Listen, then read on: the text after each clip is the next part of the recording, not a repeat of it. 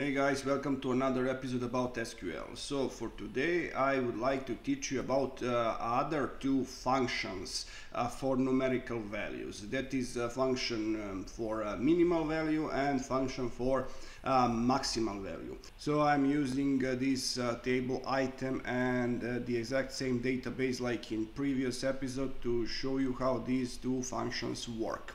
When you type select all from item, you are going to get all of values from item table. But if you change that to function min and provide price as argument, if you run this code, you are actually going to get the lowest price from our item table. And if you use function max, you are going to get biggest price from our function table. But I can also do something like this.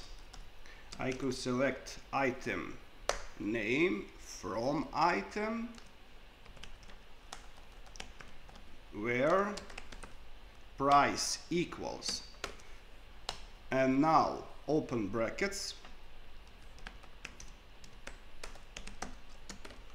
max price from item. If I run this code, you see we got cheese. So the cheese is the most expensive element we have.